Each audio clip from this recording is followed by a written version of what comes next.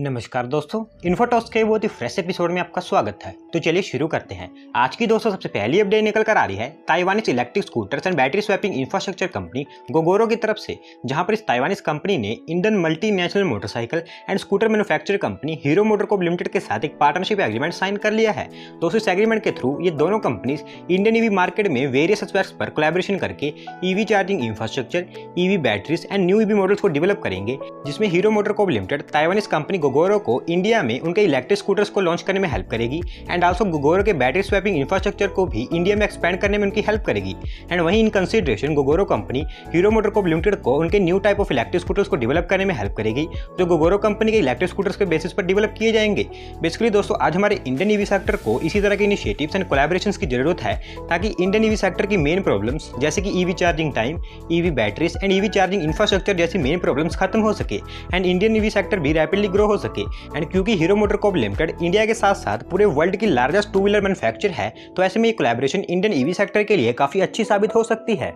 अगली दोस्तों अपडेट निकल कर आ रही है टोरेंट ग्रुप की Ahmedabad based electricity generation, transmission and distribution subsidiary company Torrent power limited की तरफ से, जहां पर उन्होंने अनाउंस किया है कि वो गुजरात स्टेट में 300 मेगावाट का एक mega solar power plant setup करने वाले हैं, जिसके लिए गुजरात स्टेट की पावर कॉर्पोरेशन के द्वारा इस कंपनी को यह सोलर पावर प्लांट सेटअप करने के लिए कॉन्ट्रैक्ट भी अवार्ड कर दिया गया है। दोस्तों 300 मेगावाट का सोलर पावर प्लांट गुजरात में 1250 करोड़ रुपीज की इन्वेस्टमेंट से सेटअप किया जाएगा, जिसके लिए फिलहाल अभी कोई इन्फॉर्मेशन अवेलेबल नहीं है कि किस प्लेस पर यह सोलर पावर प्लांट सेटअप किया जाएगा। लेकिन कंपनी का कहना है कि अब उनको ये कॉन्ट्रैक्ट मिलने के बाद ये 300 मेगावाट का solar power plant next 18 months में सेटअप कर दिया जाएगा, जिसके बाद इनिशियली इसे ऑपरेशनलाइज भी कर दिया जाएगा। एंड दोस्तों ये सोलर पावर प्लांट से प्रोड्यूस होने वाली सारी एनर्जी को गुजरात गवर्नमेंट की एक licence distribution business unit purchase करेगी, जिसके लिए इन्होंने एक पावर परचेज एग्रीमेंट भी साइन किया हुआ है, जिसके अकॉर्डिंग नेक्स्ट 25 ईयर्स तक ₹2.22 पर किलोवाट हार के रेट से एनर्जी ट्रांसफर एंड सेल की जाएगी। दोस्तों आने वाले समय में हमें जल्द इस प्रोजेक्ट से रिलेटेड कोई काम स्टार्ट होता देखने को मिल सकता है। बढ़ते हैं दोस्तों अगली अपडेट की तरफ, जो निकल कर आ रही है महाराष्ट्र स्टेट में प्रपोज्ड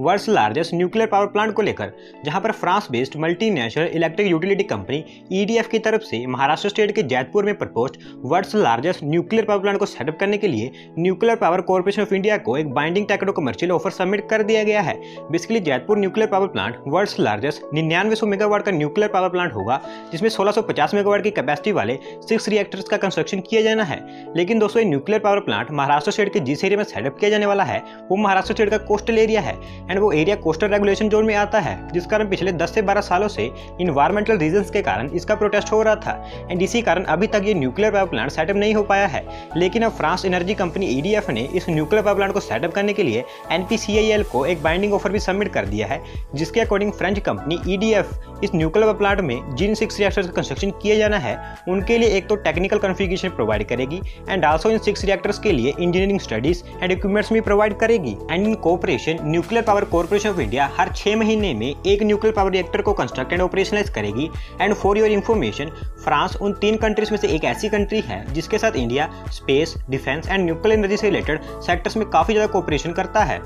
अगली दोस्तों अपडेट निकल कर आ रही है टाटा ग्रुप की integrated food and beverage business related wholly owned subsidiary Tata Consumer products limited की तरफ से, जहां पर टाटा कंज्यूमर प्रोडक्ट्स लिमिटेड की तरफ से ओडिशा स्टेट के गोपालपुर इंडस्ट्रियल पार्क में उनकी newly constructed T packaging unit में अब जल्दी कमर्शियल प्रोडक्शन स्टार्ट कर दी जाने वाली है। दोस्तों T packaging unit Gopalpur industrial park में जो Tata steel special economic zone है वहां पर सेटअप की गई है, जिसे सेटअप करने के लिए 100 करोड़ रुपीज की इन्वेस्टमेंट की गई है। ये टी पैकेजिंग यूनिट 16 एकर्स के एरिया में फैली है, जिसे टाटा कंज्यूमर प्रोडक्ट्स की associate company Amalgamated Plantation Private Limited के द्वारा ऑपरेट किया जाएगा। बेसिकली ओडिशा स्टेट का गोपालपुर इंडस्ट्रियल पार्क पिछले कुछ समय से काफी प्रेफर्ड इन्वेस्टमेंट डेस्टिनेशन बनता जा रहा है, क्योंकि इस प्लेस पर readymade multi modal logistic connectivity and also plug and play infrastructure है, जिस कारण इन्वेस्टर्स को यहाँ पर इन्वेस्टमेंट करना इजी लगता है। एंड इसी के चलते ही टाटा कंज्यूमर प्रोडक्ट्स ने उनकी ये tea packaging unit Gopalpur industrial park में सेटअप की है। तो उस टी पैकेजिंग यूनिट की production capacity 60 million KGS per annum की है, जिसे अब जल्दी ऑपरेशनलाइज करके कमर्शियल प्रोडक्शन भी स्टार्ट कर दी जाने वाली है। बढ़ते हैं दोस्तों अगली अपडेट की तरफ, जो निकल कर आ रही है उत्तर प्रदेश स्टेट से,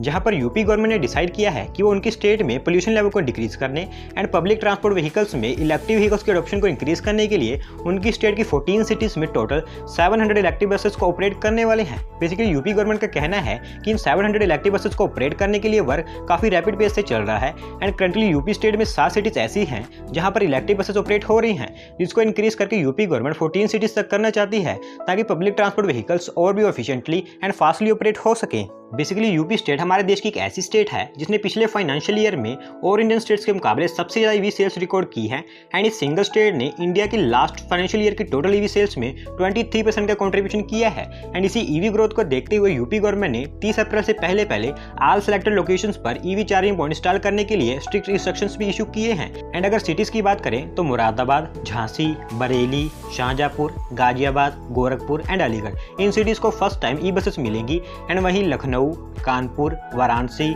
Agra, Meerut and Mathura in cities को एडिशनल ई बसेस मिलेंगी। एंड दोस्तों अक्टूबर तक ये सभी इलेक्ट्रिक बसेस को प्रक्योर कर लिया जाएगा एंड बाय नवंबर ये सभी ई बसेस इन सिटीज़ में दौड़ती हुई दिखाई देंगी। अगली दोस्तों अपडेट निकल कर आ रही है Mumbai based Indian multinational conglomerate company Reliance Industries Limited की तरफ से, जहां पर रिलायंस इंडस्ट्रीज लिमिटेड ने Britain situated private sporting and Britain के first country club Stoke Park को एक यूएस बेस्ड फर्म से 57 मिलियन पाउंड स्टर्लिंग की कंसिडरेशन पे करके एक्वायर कर लिया है। बेसिकली ब्रिटेन का Stoke Park Britain first country club है जिसमें club, luxury golf resort, spa, hotels इस तरह के थिंग्स सिचुएटेड हैं। एंड ये स्टॉक पार्क अप्रोक्सीमेटली 300 एकड़ के एरिया में फैला है। एंड करंटली रिलायंस इंडस्ट्रीज की wholly owned subsidiary Reliance industrial investments and holdings limited बहुत सारी रियल एस्टेट प्रॉपर्टीज को एक्वायर कर रही है, जिसमें लास्ट 4 ईयर्स के दौरान इस कंपनी ने अप्रोक्सीमेटली $3.3 बिलियन की प्रॉपर्टीज एक्वायर कर ली हैं। एंड इसी के according Reliance industrial investments and holdings limited ने ब्रिटेन के बकिंगम शहर में लोकेटेड स्टॉक पार्क की एंटायर इशू कैपिटल को एक्वायर कर लिया है, जो इंडियन रुपीज में अराउंड 529 करोड़ रुपीज की डील है। अगली दोस्तों अपडेट निकल कर आ रही है गवर्नमेंट ऑफ इंडिया के स्ट्रीट लाइट नेशनल प्रोग्राम को लेकर, जहां पर central government own energy efficiency services limited EESL ने डिसाइड किया है कि वो आंध्र प्रदेश स्टेट में एक और LED लाइटिंग प्रोग्राम रन करने वाले हैं, जो स्पेसिफिकली आंध्र प्रदेश स्टेट के रूरल एरियाज के लिए होगा। बेसिकली देश के both rural and urban areas में बेटर LED लाइटिंग प्रोवाइड करने के लिए एंड CO2 रिड्यूस करके millions units of electricity save करने के लिए सेंट्रल गवर्नमेंट ने इस स्ट्रीट लाइट नेशनल प्रोग्राम को लॉन्च किया हुआ है, जिसके लिए सेंट्रल गवर्नमेंट की energy service company energy efficiency services limited EESL को नोडल एजेंसी चुना गया है। एंड इसी प्रोग्राम के अकॉर्डिंग EESL ने पहले भी आंध्र प्रदेश स्टेट में एक स्ट्रीट लाइट प्रोग्राम रन किया था, जिसमें पहले 29.3 lakh LED street lights install की गई थी। एंड अब EESL एक और प्रोग्राम और राउंड रन करने वाली है, जो आंध्र प्रदेश स्टेट के rural areas and house holds में इंप्लीमेंट किया जाने वाला है। अगली दोस्तों अपडेट निकल कर आ रही है कोयम्बटूर तमिलनाडु से, जहां पर state owned oil company Indian Oil Corporation Limited ने डिसाइड किया है कि वो कोयम्बटूर सिटी में ग्रीन फ्यूल अवेलेबिलिटी को और इंक्रीज करने के लिए 15 more compressed natural gas retail stores को ओपन करने वाले हैं। बेसिकली इंडियन ऑयल कॉर्पोरेशन लिमिटेड कोयम्बटूर सिटी में एक सिटी गेट स्टेशन एंड एक स्टील पाइपलाइन नेटवर्क प्रोजेक्ट पर काम कर रही है, ताकि कोयम्बटूर सिटी में commercial, industries and domestic customers को पाइप्ड गैस कनेक्टिविटी प्रोवाइड करवा जा सके। एंड आल्सो सेंट्रल गवर्नमेंट की petroleum and natural gas regulatory board के द्वारा इंडियन ऑयल कॉर्पोरेशन लिमिटेड को कोयम्बटूर में city gas distribution network develop करने के लिए भी अप्रूवल एंड नोडल एजेंसी चुना गया है। एंड डीसी के अकॉर्डिंग कोयम्बटूर सिटी में green fuel availability and light commercial vehicles को क्लीन फ्यूल यानी कि CNG प्रोवाइड करवाने के लिए Indian Oil corporation Coimbatore city में 15 रिटेल CNG स्टेशन को सेटअप करेगी। तो दोस्तों आने वाले समय में हमें जल्दी इस प्रोजेक्ट से रिलेटेड कोई अपडेट्स देखने को मिलेंगी। आज की दोस्तों लास्ट अपडेट निकल कर आ रही है सेंट्रल विस्टा रीडेवलपमेंट प्रोजेक्ट को लेकर, जहां पर central public work department CPWD ने सेंट्रल विस्टा रीडेवलपमेंट प्रोजेक्ट में रीडेवलप की जाने वाली फर्स्ट 3 बिल्डिंग्स के डेवलपमेंट के लिए बिड्स इनवाइट कर दी हैं। बेसिकली सेंट्रल विस्टा प्रोजेक्ट में अराउंड 10 न्यू सेक्रेटरिएट बिल्डिंग्स का कंस्ट्रक्शन किया जाएगा, जिसमें मोस्टली एग्जिस्टिंग बिल्डिंग्स को डिमोलिश किया जाएगा। एंड इसी के बेसिस पर Indira Gandhi national centre for arts को डिमोलिश करके जामनगर हाउस में रीलोकेट किया जाएगा। एंड फिर इस लैंड पर इन तीनों बिल्डिंग्स का कंस्ट्रक्शन किया जाएगा। दोस्तों इन तीनों बिल्डिंग्स को कंस्ट्रक्ट करने के लिए 3,269 करोड़ रुपीज स्पेंड किए जाएंगे। एंड वहीं नेक्स्ट 5 ईयर्स तक इनकी मेंटेनेंस के लिए 139 करोड़ रुपीज खर्च किए जाएंगे। एंड एक बार कॉन्ट्रैक्टर सिलेक्ट होने के बाद नेक्स्ट 24 मंथ्स के दौरान इन तीनों बिल्डिंग्स का कंस्ट्रक्शन कर लिया जाएगा। तो दोस्तों आज की वीडियो में बस इतना ही। अगर आप अपनी तरफ से कोई अपडेट सबमिट करना चाहते हैं तो डिस्क्रिप्शन में दिए गए लिंक पर क्लिक करके सबमिट कर सकते हैं। और अगर आज की वीडियो पसंद आई हो तो वीडियो को लाइक करें, चैनल को सब्सक्राइब करें। धन्यवाद आपका वीडियो को देखने के लिए।